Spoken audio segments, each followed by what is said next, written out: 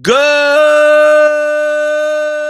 morning, Grinders. Welcome to DFS pregame show here on RotoGrinders. I'm Jordan Cooper, a.k.a. Blender Ed, Blender HD, if you want to follow me on Twitter. And it's Monday. It's Monday in the dog days of summer. And on Monday, August 8th, and you know what we do on Mondays? We bring in James McCool. Mondays with McCool. It's alliteration. That's why it's Mondays, right? You should be glad that, James, that you have a last name that has the first letter of a if you were Tom, maybe we'd do it on Tuesdays. Tuesdays with Tom, or if you were Willie, it would be Wednesdays or whatever. But it's Mondays with McCool, James McCool, paydirt _ DFS. First off, good morning, everyone in the chat. Give the thumbs ups as usual. Subscribe to the channel. Good morning, James. I've been working on stuff this week. I've been for the advanced theory of DFS course that should be out by the end of the month, and as well as fooling around with the stuff on Prize Picks. One of the sections in theory of DFS is something that is almost never talked about in DFS, maybe inside of DFS circles amongst sharper players, but I've mentioned it before that in the past that I learned how to play DFS a lot in the beginning from studying sharp players. So studying CSVs. I say the term studying CSVs, and people go, "What do you mean by studying CSVs?" Now on RotoGrinders, we do have Results DB, which is a version of what essentially is studying CSVs. What did sharper players do? What did the field do versus what you did? You know, how much what was the ownership here versus the projection there and the player there?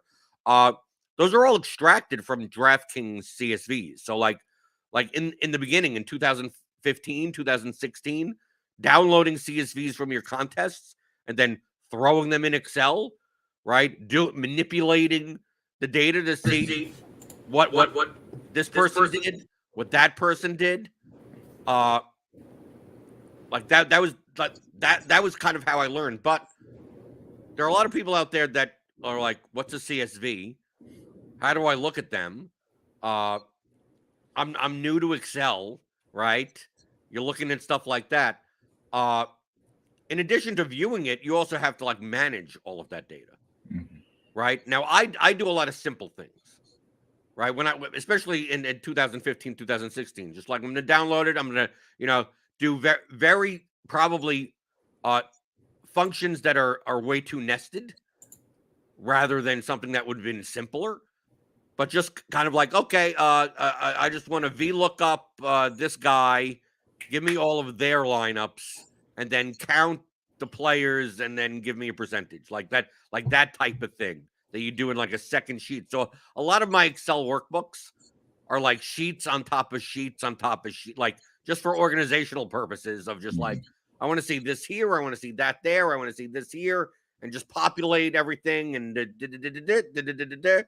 give me a chart or something like that. You probably do things way more efficiently than I do, but we don't talk about this much. Like, this is part of like DFS strategy, but in the more of the how to review your own results, how to study other players, and obviously on the whole other side, like modeling, right? Data collection, I'm gonna scrape Baseball Reference or Fangraphs or something like that, and then use that data for your own purposes, stuff like that. That's why I said in those types of things, I'm like a 3 out of 10. You're probably a 9 out of 10. I'm good. I'm not a 9. Well, from the span of the DFS people, I mean, because I would just want to point out, it was really weird. Yesterday, someone tweeted it out. I didn't watch it. On ESPN2, they had the World Excel Championship. Yeah, I saw that. Yeah. What the hell could that possibly be? Well, I mean, people who are really, really fast and efficient with formulas, I guess, and like keyboard work. I imagine that to be the best Excel person on the planet, you're like just really good at shortcut keys and putting things together in a very efficient manner. It's got to be like a speed thing. It can't possibly be like a straight up knowledge thing, unless they take like a written exam or something. I don't know. I think it's a speed Well, thing. the fact that they're televising it means that it has to be some type of just who A can do this the display. fastest. Yeah. It's got to be a display thing. And obviously there has to be a lot of knowledge behind that. Like you can't be a really, really good fast chess player if you don't know all the chess moves that you can make. Right. But like, I don't know. World Excel champion. I get annoyed when ESPN puts that up, but they don't put up League of Legends. You know? Like, come on. Just throw me a freaking bone here. Well, like it's the thing about data, because to me, I think there's two different aspects of this type of stuff. It's data collection and data management. I'm not good with I'm not the best at the first one, and I don't do enough with the second one because I'm not modeling or whatever as far as managing the data. But like the first one isn't that hard. That the only thing is it isn't that hard as long as everything's in a table. Yeah. Like for my purposes, like I'm bringing up like here's like the bat projection screen for like the pitchers, right? So it's like I could easily like take all this data. But obviously, also, you don't have to scrape this data because I could just get the CSV of this. Right. And if you did want to do that in an automatic way, you could write a program to do that. I do that sometimes. I do that for Fangraphs. I don't like the way that Fangraphs formats their data. So I have just written scrapes that go in and press download CSV a whole bunch of times because it's easier for me to have it done that way and then like clean up the data and collect it and format it the way that I want to format it after I have grabbed the CSV. So I can do the same thing with RotoGrinders until they get mad at me and then ban my IP like some other sites have for logging in and using an automated service. But that's why you're not supposed to do that. It's much better to do it in more clean and effective ways, but there's ways to do it in very layman's ways. Right, but even if you just have the even if you just download the CSV, like right here, right on the top, like download as CSV. Yeah. Like if I have a clean CSV, like I'm gold. Like that. Yeah, that's all you need. Right, that's all you need, and you could download like everything on RotoGrinders. Pretty much is downloadable. If there's a table, if there's something there, you could probably download it as a CSV, and then use it whatever way you want. Yeah. So I mean, you have all the headers and you have all the information. If you I will give a disclaimer on that though, because when you download that CSV, yeah, it has all of the information that you need. But if you want to work with that CSV, the names have to be right across the data that you are working with and the data that they are working with. And Jordan, I am a big believer that there needs to be a universal way to spell somebody's name, and anybody on the internet who deviates, straight to jail. No, there needs to be a universal way to, if there's a junior in the name, are you going to use the period at the end or not? Yeah, that like DJ Chark is spelled 4 different ways across like the general fantasy sites that are used. How do you fix that? So there are a couple ways to do it. One, you can write a macro. This is the way that I have gone about it. I have written a macro that and a macro is a code in Excel that you can press a button and then it will go through. I have an acronym list where I have right name and I have wrong name. And sometimes it's named like wrong name and universal name or whatever, right? But I have a list of 2 columns where there's the name that I'm looking for and there's the name that I want to change it to. And I just have a program that runs through and checks all of my data tables for that name and then changes it to the universal name. That is the if you know how to code thing. If you don't know how to code, I have utilized some stuff for the Theory DFS tools that I'm building that is kind of what's called a fuzzy lookup. There's a way that you can utilize fuzzy lookup in live Excel sheets, which is a really cool lookup formula that lets you use wildcards and lets you look up for names that are pretty close to the name that you're looking for. But you can't do that in Excel because why would it be so easy to make that for Excel? Why would they want to do that? Oh, wait, they should just do that. But to get away from that, you can use a mixture of left, mid, and right functions and nest them together. And like, we're really getting into the weeds here in Excel. Right. I didn't necessarily want to get into the weeds, but there's a way to do it. You know the other way to do it, James? How's that? Just do it manually. Oh, dude, come on. No, don't tell people to do that manually. Well, what else am I supposed to do? Use the tools that I'm building. Look at that's what I'm hoping for. That's what I'm hoping for. Right? Because then you get Luis Garcia when he's pitching on the slate. It's death. Right? At least Will Smith is a relief pitcher. I just never have to ignore him. You want to know how you get around the Luis Garcia thing? You want to know how? How? You just never roster one of them.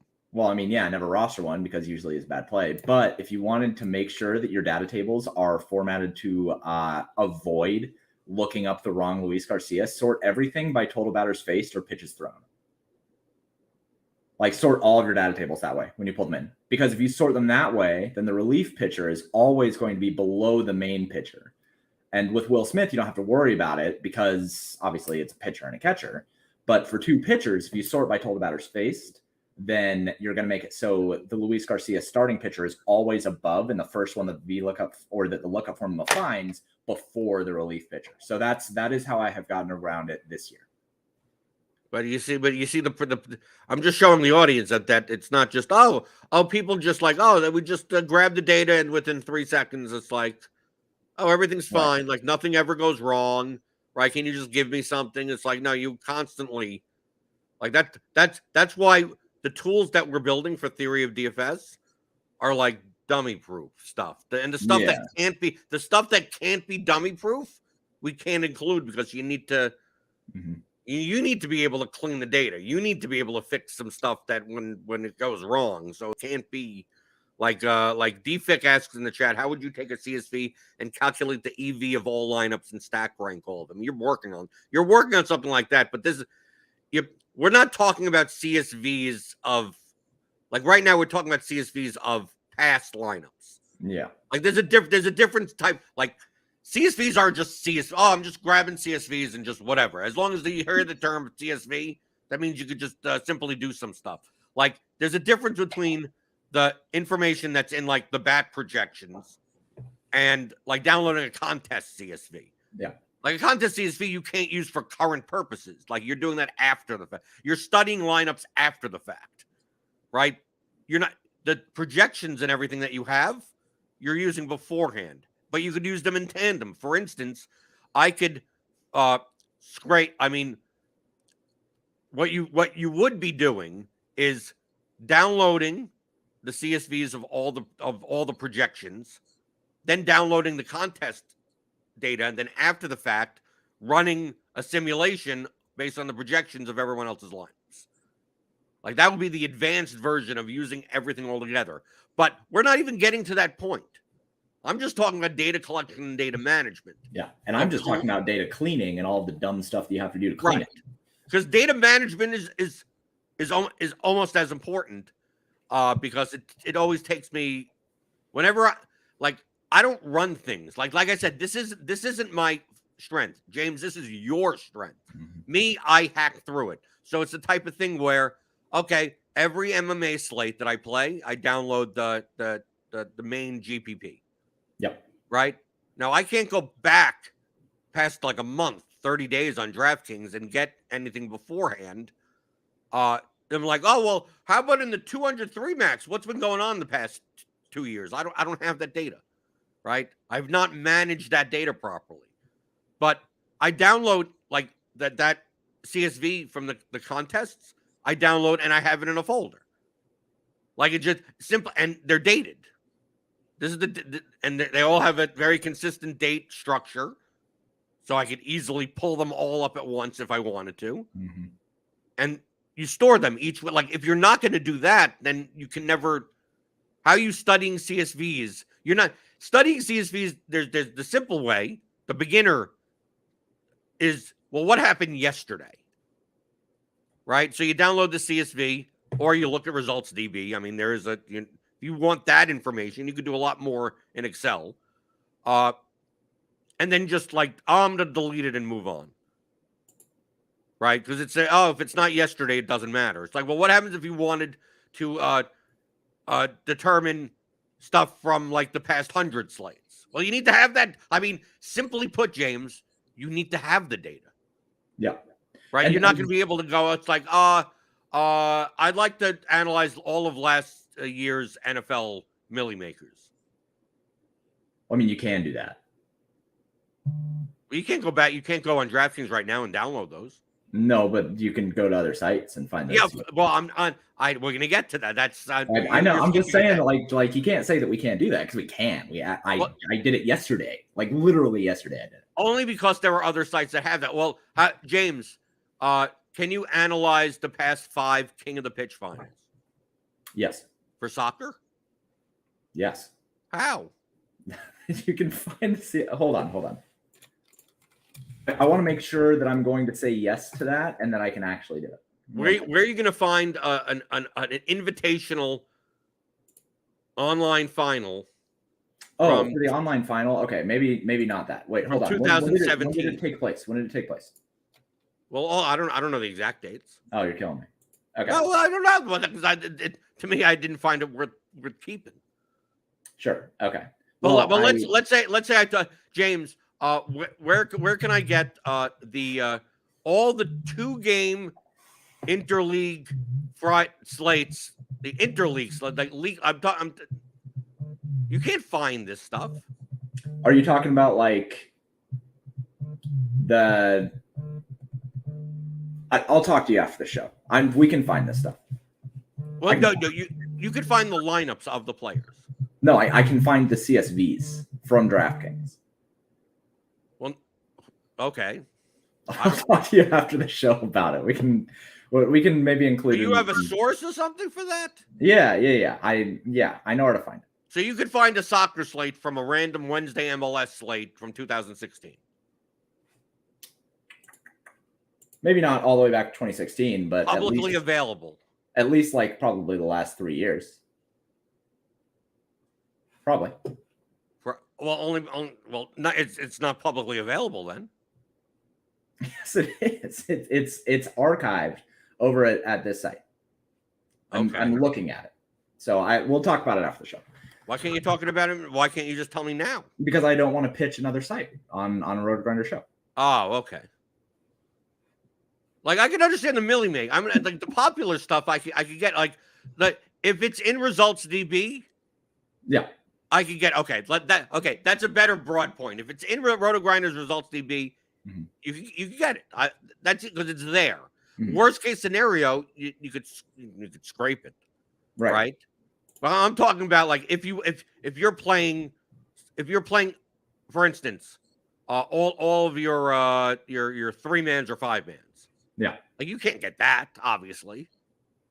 I don't know if you can get that. I think you can get the main GPPs. So James, you could tell me a head-to-head that I played against McLovin for 4 years ago. Of course not. I might be able to. It's categorized a certain way on DraftKings. Like there are ways to do it. Okay. Well, all I'm saying is that when you download the data, manage it and keep it.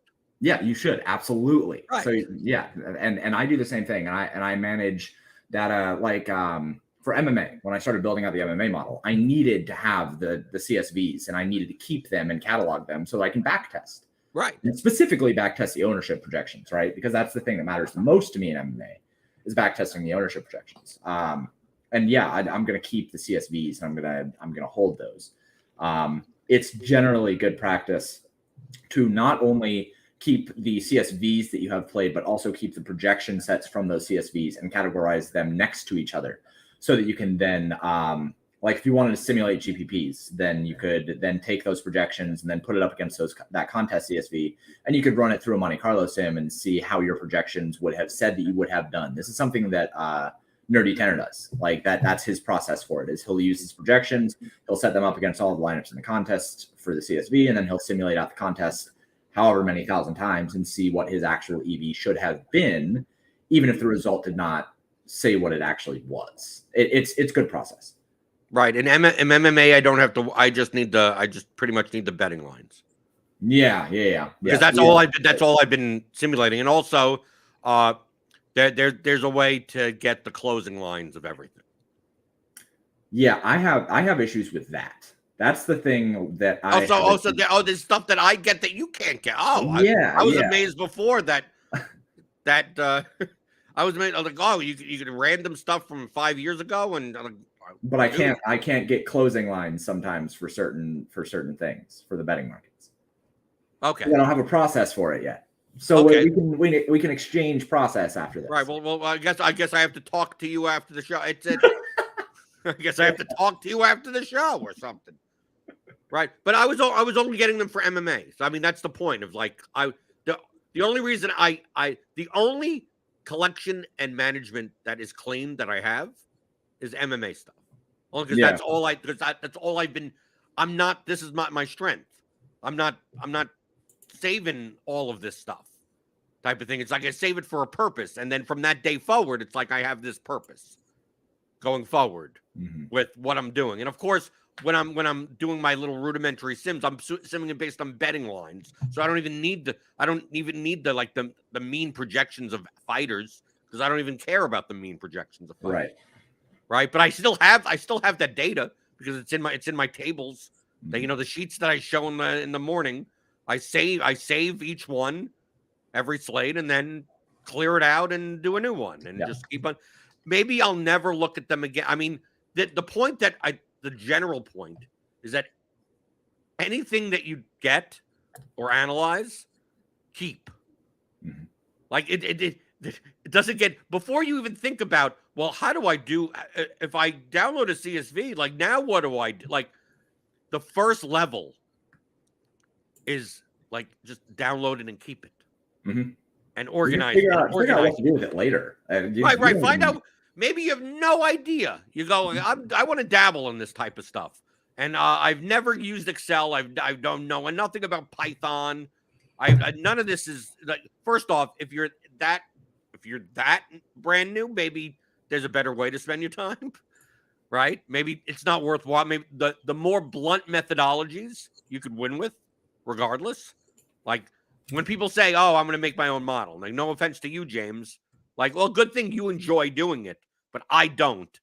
And what's available to me is better than what I could do. So, like, why would I even bother learning how to do it?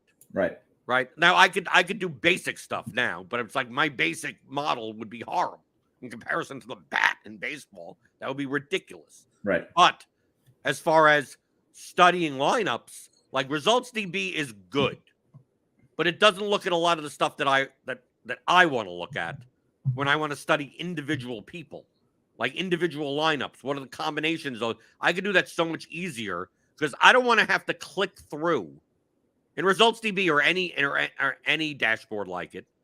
You have to click through lineup by lineup by lineup by lineup by lineup. Like take a look at this type of lineup, this type of line. Now I just want to be able to like I give me all 150 of their lineups, and that's all I want to see, right? In an Excel sheet, their username, just all their lineups, and then I could just take that and then go, okay, well I have projection source here, I have a contest CSV with all the ownership and everything there, and just like VLOOK up the whole goddamn thing, right? And then calculate this, and I could look through everything like that, or look through. For teams in baseball, right? Even though I never, you could do that. I don't do that. But that type of stuff, like that stuff, you could learn with like Excel 101 type of stuff. But nothing's going to matter if you're not managing your data. Yeah, and that's the reason why nobody talks about it is because it's boring as hell. Right. No, well, that's what I'm struggling. That's why I'm looking for a macro discussion. I don't want to get into the details of how to use Excel or Python functions or web scraping and things like that. Just the broad, because it's going to be included in theory of DFS. Yeah. Like not the advanced stuff, but just like data collection and data management as part of a DFS process is important because you can't learn and you can't project without the tool. Well, and I think that it's important to consider the kind of data collection that you like really should focus on at the same time, because eventually, I mean, yeah, sure, save things, save everything. Why not? But at the beginning, isn't it better to just save everything rather than save too little? Yes and no, because there are certain ways that, like, when you are saving all of this data, when you're saving all these things, if you are saving things that are kind of like really noisy and that you're not going to use well, because like even if you don't know how to use things, right? Say that you are saving for MMA specifically, right? Say that you're saving CSVs, you're saving the closing lines, and you're saving projections, right? You're saving these three things.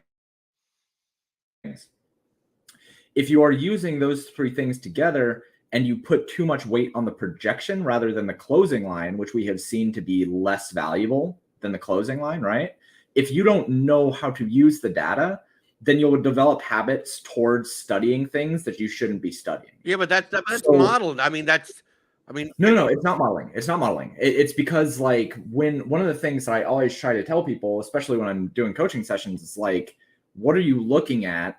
Because people who save all of these things, if you save everything, you just get lost in the data. That there does have to be right. But I'm not, James, you're understanding. confusing. I'm not talking about saving things that aren't worth. I'm You not can talking about save modeling. everything. I don't think you should save everything. I think that you should be asking people like you and me and people that you trust and people who are very good at this kind of thing. I think you should be asking people the things that matter more for each sport. Because if you save everything, like, but you're missing, James.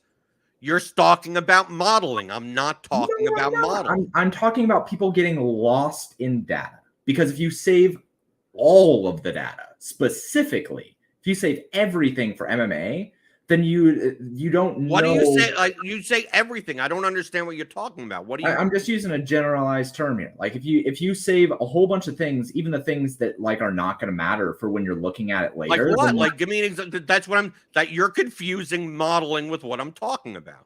I am just trying to say that people do not know the things that they are going to look at. So if you save everything, then you'll get lost and you'll look at the wrong things later, possibly. It's just a general. I disagree. You're like I said, we're talking about two different, James. I'm not talking like baseball. I'm not talking about fan graphs. I'm not talking about any baseball data. Sure, I know. Yeah. I'm talking about I played 100 contests. Should I save two of them? Save all 100 of them. You never know. You have 60 head-to-heads. Fine, save them all. You may not ever look at them. Mm-hmm. Save them all anyway. Now, obviously, you could download your entire contest entry or whatever like that. Mm-hmm. But if you want to save individual lineups, like you go, I want to see what McLovin plays against me in head-to-heads for the past year. Well, you better have been saving them, right? You're not going to be able to make that and say, I'm whatever. Or you could be like, I want to know how accurate the X projections were over the past 2 years in this sport. Mm-hmm. Like, well, you better be saying. I'm not talking about like saving like pitch data from Kevin Gosman. I'm like, because that's like you're not going to be using it for modeling. I'm talking about using it purely for your own analysis.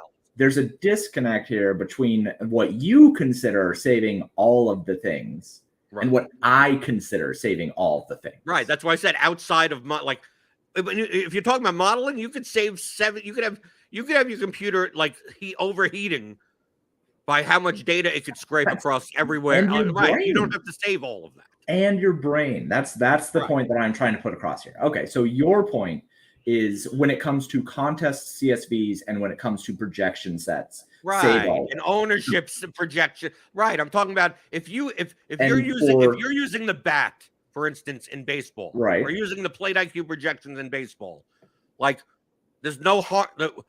Even if you may not ever look at this specific slate, but you may find a use for it 6 months from now. It takes one click. Just download the bat projections and just save And and just go save it. bat. Just call it. Sure. Put the date. Put -bat or _bat, and you save it in your my bat. point outside of that point, and it is not the thing that you're talking about, and I get it. Okay, now you get why I was like, Because you're not talking about the same we're thing. not necessarily talking about different things. We're talking about different. It's the same concept, it's the same macro idea, but like on different sides of the umbrella. So your point is to save all of the projection and CSV and stuff like that so that you can look back at individual slates. My point is to be careful of saving data outside of the individual slates that could confuse you on what leads to success on those slates. Right. That's my point. Right. Like I'm not talking about saving that many things. I'm just talking about You gotta be careful when you say save all the things. Right, because you're right. There are people like me that are gonna come at you and say, don't actually do that. Like for the layman's, don't actually do that. That save contest specific stuff. Absolutely. Every right. So let's say, for instance, like for MLB. Yeah. Like with the bat, like the bat projections that I use. Like there are certain days in baseball that I don't play. Mm-hmm. But I still try to save the data from it. Yep. Even if I don't, right? Like this is what I'm talking about, saving everything. Of like, oh, I'm not going to play. I'm not playing the Monday night showdown slate in football or something because I'm doing the showdown show, and maybe I'm not playing the large field contest or something. It's like, when in doubt, if you have the time, the extra minute, even if you didn't play the contest, but you normally play that contest, download the data. Right? It's like, well, I didn't play the large field. I played whatever. And so download the projections, download James, you see now what I'm talking about? Like, that's what I mean by everything. Yeah. Like, if you want to study your own play, like, obviously you have that because you're playing, right? But a lot of people don't think about saving the projection. They go, oh, well, I have my contest entries CSV. And I said, that's beautiful if you want to study other players, but then you have to study them in the scope of, here are the lineups and here are the ownerships, but you have no projections to go with it. If you don't have a projections file to match with that, like 2 years from now, imagine going to a slate 4 years previously and to look at some contest and going, what are these? You don't even remember these guys were even on these teams at that point. And you go, so how could you study? Like, what was a good play that slate? Who knows? It was 4 years ago, right? If you don't have a projections file to match up with that, then what the hell? Right. You can't study anything from there, right? So, like like in soccer, in the beginning, we really didn't even have projections, right? A lot of 2015, there weren't that many publicly available projections for any sport. But back then, for soccer, all I was doing, I wasn't studying like, oh, this is what Saramek has done for the past year. It's more of the fact I'm downloading these entries just so I can isolate players better. And obviously, in a sport like soccer, we don't have results DB for it or anything. So you're going to have to do it yourself. So I'm not looking at project. I'm just downloading, going, I know the slate that happened yesterday, right? I know what types of lineups I was building. I want to isolate Redcoats 150. I want to isolate Saramex 150. I want to isolate Pew Pew Pew, right? I want to take a look at the large dollar, the $150 72 man or whatever that they ran, and seeing comparison and go like, oh, like Saramek had 48% of this guy that like, I'm like, why was he playing a $3,100 center back in like half of his lineups? Yeah. That only scored like 4.5 points, but like, why? Right. Like, I'm not going to be able to answer that probably even a week from now, right? Because I'm going to forget about the slate because I don't have any type of reference file to go along with that contest CSV. But imagine doing that without any results DB. Like, you'd have to click through every lineup. Mm-hmm. And that's what I did in the beginning. That's the main reason why I downloaded the CSVs, because it's like, this is getting stupid. Right? Because I'm spending too much time. It's just not efficient enough. I'm just clicking through I'm literally clicking through every line. Going, what did he do here? But this is the very beginning of me playing DFS. So I was just learning like how to play at that point. So it's like just going that slow helped me out. But eventually it's like, okay, click. Okay, I get it. Click. Okay, I get it. Click. Okay, I get that. Oh, that was interesting there.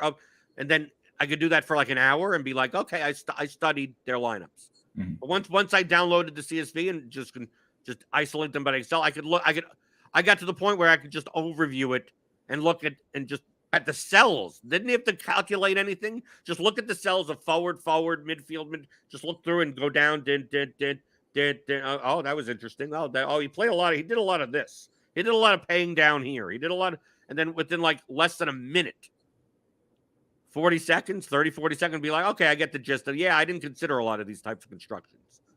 Or I didn't consider that player, right? I played a lot of this guy and they barely did, like that type of stuff. Mm-hmm. Like I was able to do that within I could study like multiple players on a slate within like 5 minutes.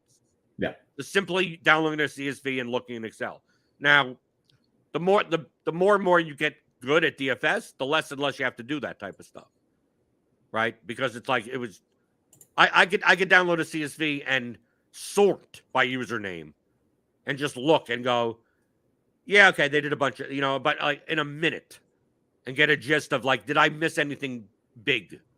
That's really, once you get good at DFS, it's a matter of, did I miss anything big? Yeah. Did I miss, was I wildly off type of thing?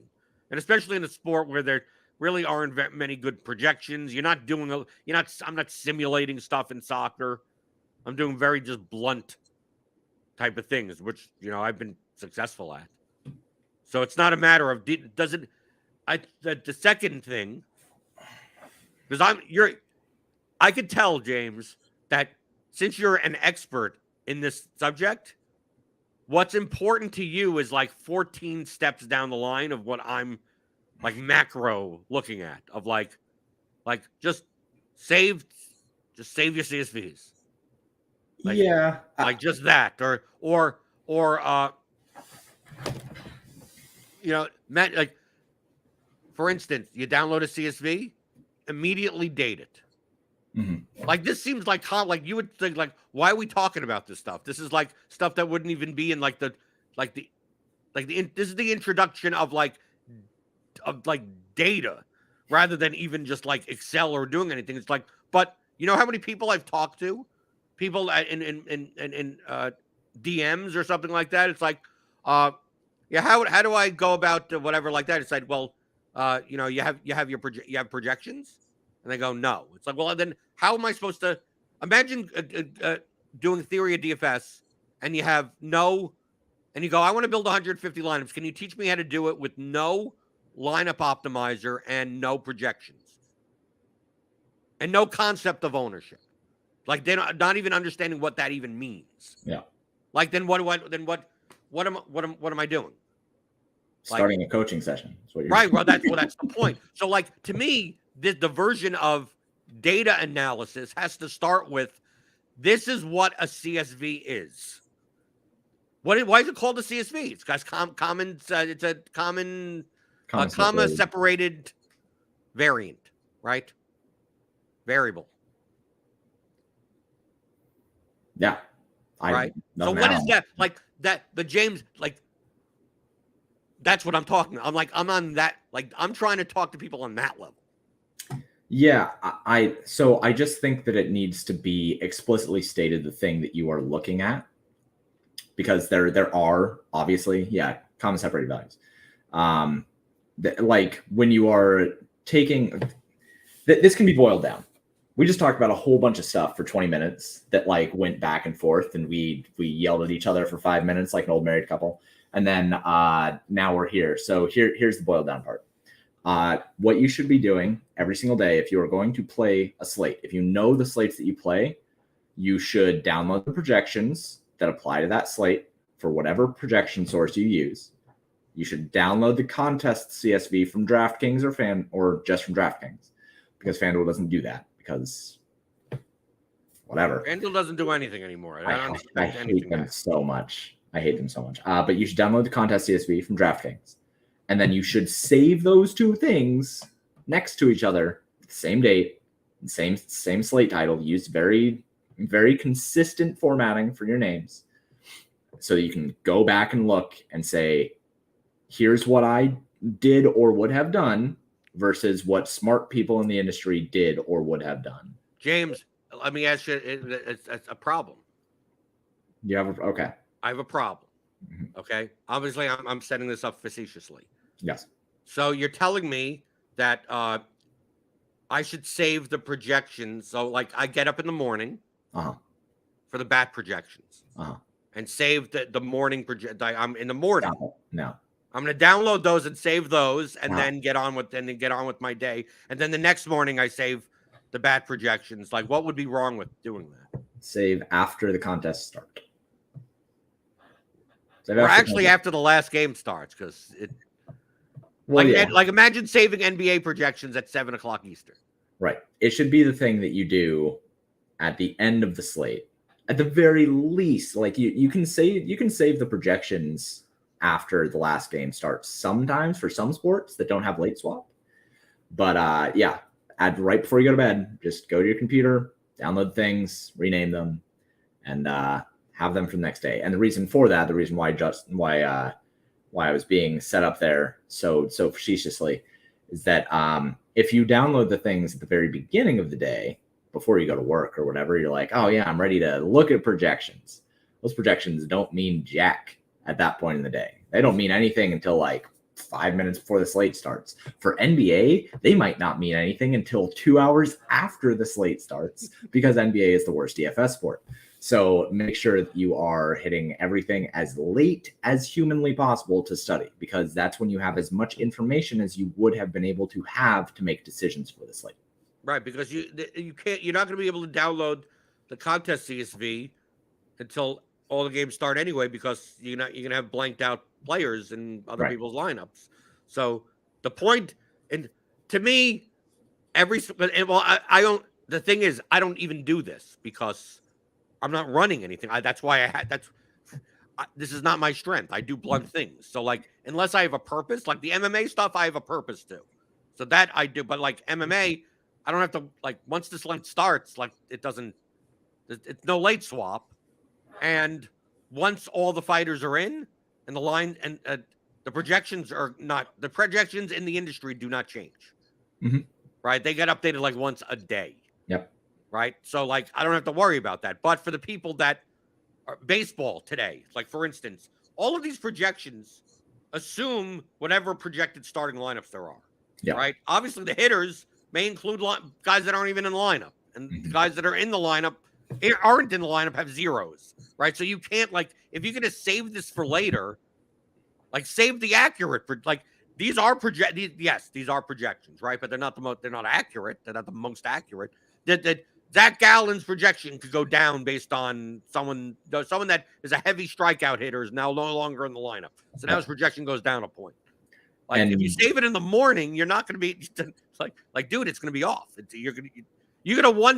Something's going to happen. Like picture NBA. I mean, NBA is the easiest example, right? I'm going to save my projections 5 minutes before 7:00 lock, and then go away. And then in the late game, like LeBron and AD and the entire Bucks team sits. Yeah.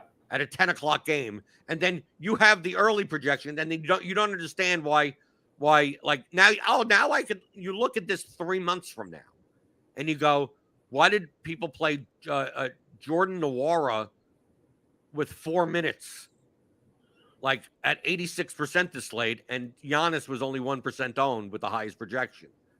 It's like, because all those guys were ruled out after you saved the projection. Yeah, because there's no consistent injury reporting in the worst DFS sport that you can play. It's brutal, and you guys can tell that I'm just stoked for NBA season to come back in a couple months. Right. But you see, I'm talking about the basic. Like me and you, like we take that for granted. But I'm trying to approach it like this. I don't consider this part of DFS strategy. I consider this part of like best practices of studying. Mm-hmm. And if you ever want to get down your road, this is where you would start from. So like, that's why like the section in theory DFS that I'm talking about, this type of stuff is really this basic. Yeah. Like, it's not a matter of like, well, how do I do this in Excel? Like, I'm not going to go take an Excel class, but you can't do anything without this information. So like, here's the best practices of like, save this and save that, and do it before you go to bed. There are obviously, like you said before, there are sources that may have this information, right? But it may not be in a, it may be in a different format. Right. So you're gonna have to learn if you don't have the time, if you're like, well, what happens if I go on vacation and I still want to have that data? It's like, well, there are sources for the major stuff that will have that data, just that you now have to learn how to clean the data because it may not be consistent with the way that your data was collected. Like if you're capturing something that's not like in a table format that is consistent. Yeah. Every day. Like obviously, like there are some projection sources that you could just set the date back in time. Yep. And get it anyway. Which right? is how it should be for everyone. Right. It should be, but it isn't. Yeah. Right. So that's the level. So James, that's the level that I'm talking about. I'm talking at the not even the 1 out of 10 level. I'm talking about the 0. Like you haven't even started doing this. Yeah. So like this is how you would prepare for that type of stuff. And now do you understand, James, to bookend everything, where my save everything? Yeah. Like if you were talking to someone at that level, very beginner, very, very beginner, and you were just looking at essentially these types of CSVs, would you rather have them like, well, which one should I save? I play 5 different contests. Should I save just the main one? Like just save all 5 of them. Yeah. Right. Just by default, until you figure out what you're going to do with them. What's the harm? Right. And just saving all of your contests rather than just like the big GPP or the main one that you play. Now, most of the time, if you're just like, well, I only want to study the large field one, then okay, then you only download it. That's fine. If you determine that, that's fine. But then don't come back to me and say like, how do I determine if I'm doing well in 5-mans? I said RotoTrack. Yeah. Like other than that, it's like, well, am I playing good lineups against these people? It's like I wouldn't be able to tell you until I saw the lineups and the lineups of the other people. Is that projections? Right. And like I could tell you that for yesterday probably because it's in I could see that. It's in my mind. I remember yesterday. You tell me that for 6 weeks ago. I played a slate on July, even last week. I wouldn't have no idea. Can you take a look at my, because I'll get that, James, sometimes in email or DM. Someone will say, yeah, last week I played a lineup that was X, Y, and Z and whatever. I go, dude, it was 8 days ago. I don't. Yeah.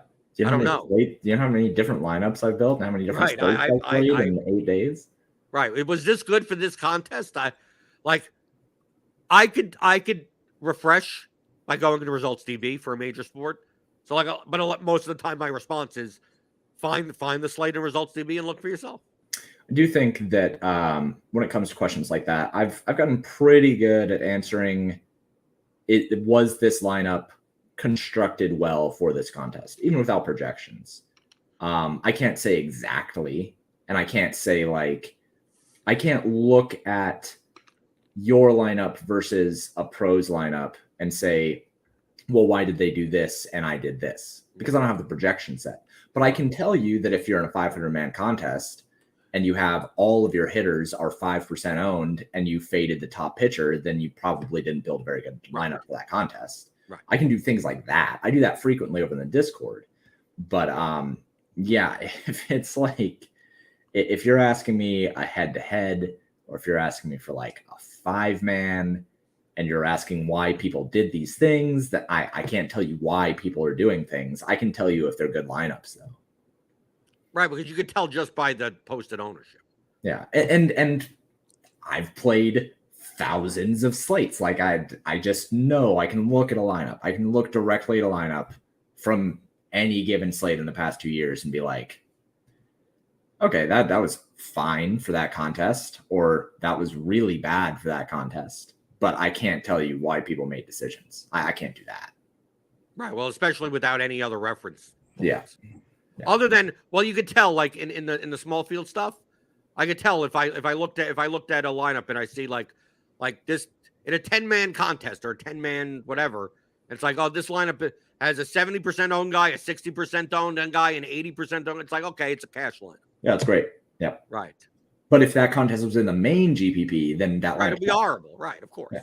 You shouldn't do that. Right.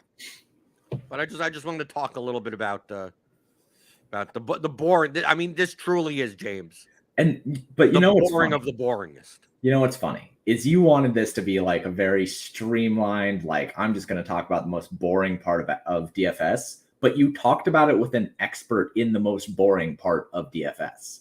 So then it went all over the place, and you had me talking about nuances and semantics and stuff like that because I do this for a living. Right. So well, these things. Right. Well, James, it's the same thing as when people ask me, like I had my, I don't know, cousin, nephew, cousin, first cousin, third cousin, whatever. My wife's brother's son. Yeah. I don't know what that cousin. Now probably cousins, right? And who's into sports or whatever, and smart. He's like 22 or whatever, and I showed him what I do. Yeah. Like he was here, and I showed this is about DFS. Like, and he understands fantasy sports. Mm-hmm. Okay, so it's like I said, it's like you know fantasy, like fantasy football, you draft or whatever. So this is the same, but just that it's one day. Yeah. Right. So okay. So I started showing him all the stuff for like, for instance, it was basketball at the time, Mm-hmm. and he watches basketball. So I showed him all the project, like this is the project. Like I just showed him their play IQ, whatever, the RG NBA projections. And I show, okay, so I look at this, and I went through the basic like DFS process. It is his main questions were like, what do the contests look like? Like, what do you do? Like, what are you doing? Yeah.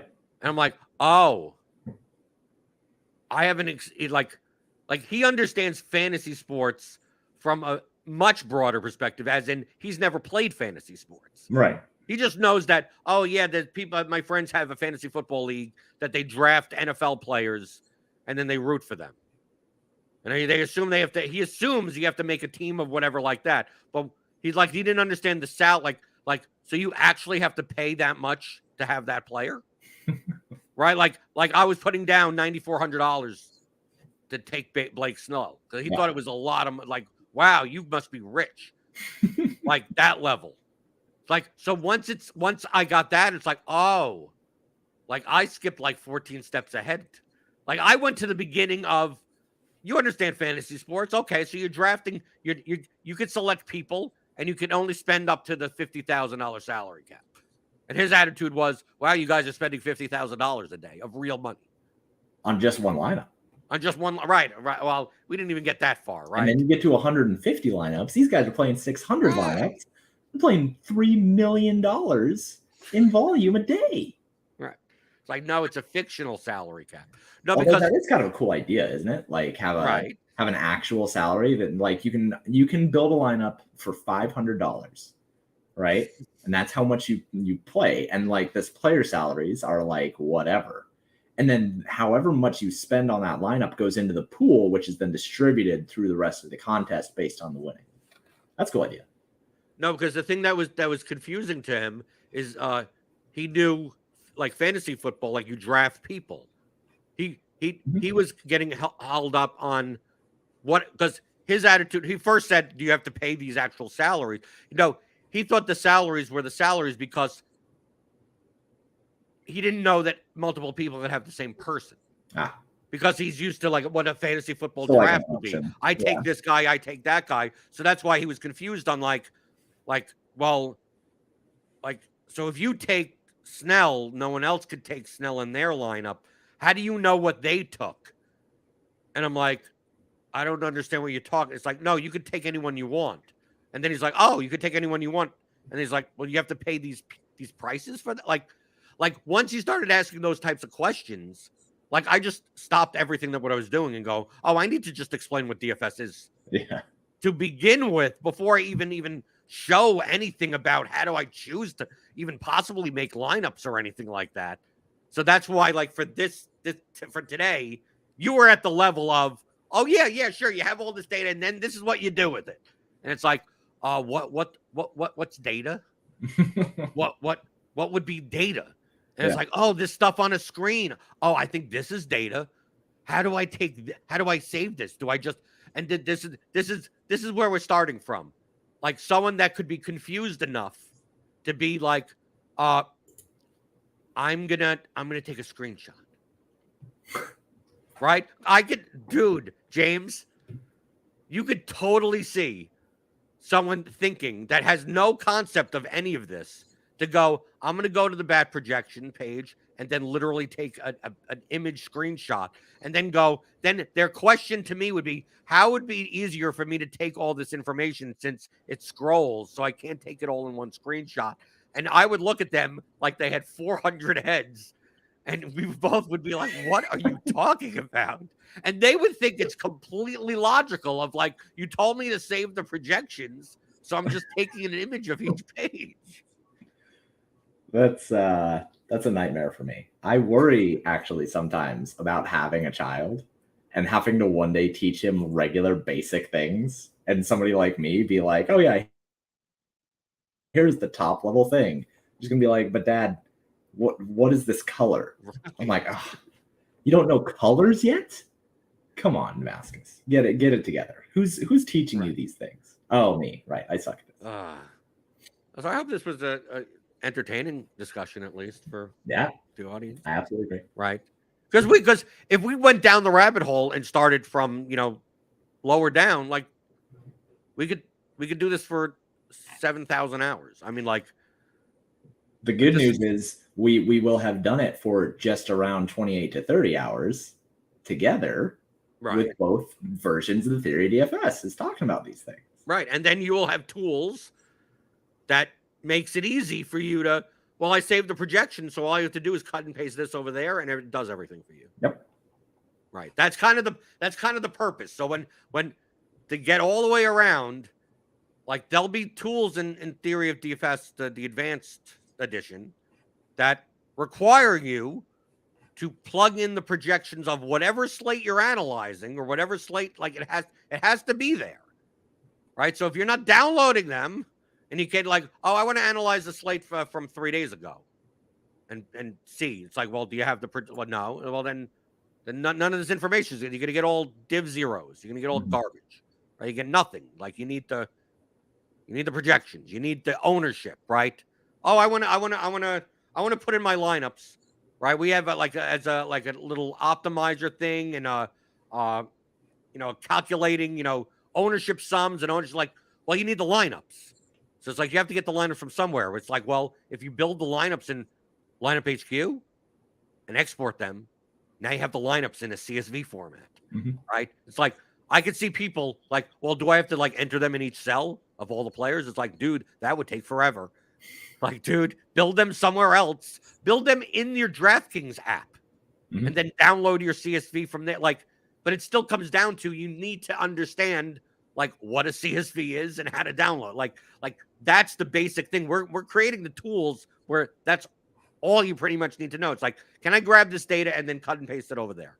Nope. Like if you could do that, all the other calculation parts are going to be in there for you. You have to start from there. I don't want people emailing, me with support questions of where do I cut and paste the image of the projection set. You better get ready.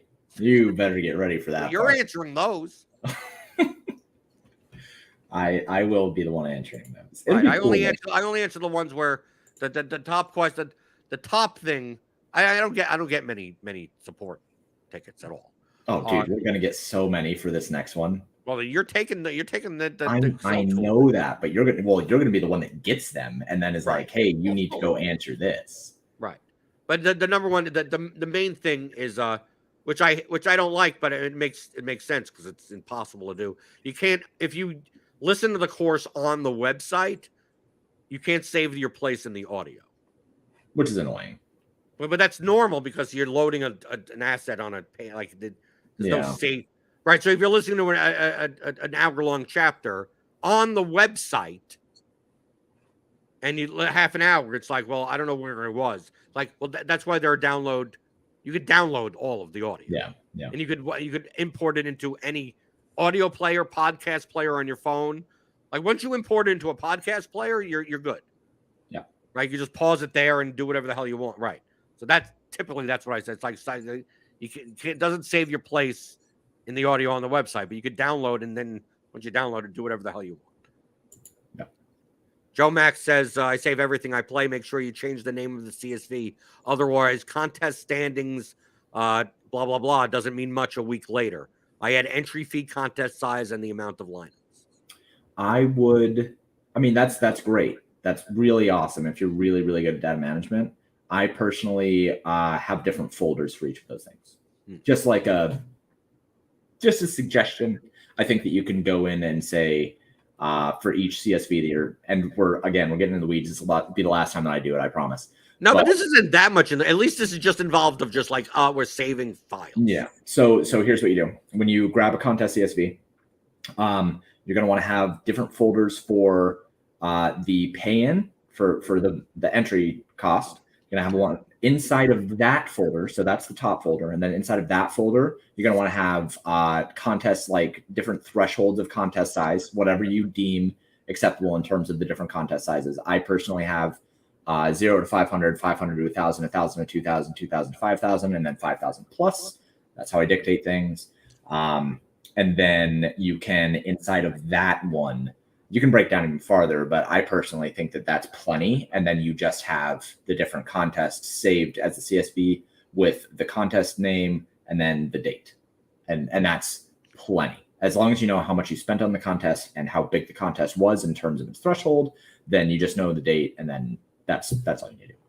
Also, if you don't want to do it every day and you're only using your own stuff, you could, if you wanted, if you're not doing this on it as a daily process and you're using it as a daily process, you could have a day. This is how I do it. I do it once a month. That works. Yeah. Because DraftKings will save up to 90 days or something. Yeah. Your contest history, or I do 30 just to be safe.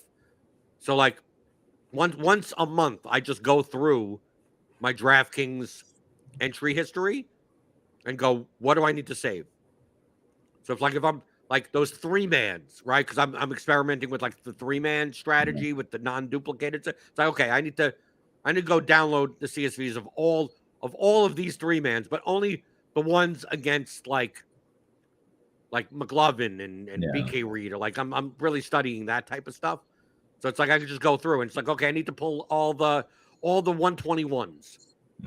So I go pull all the 121s. So maybe in a month I played 22 of them.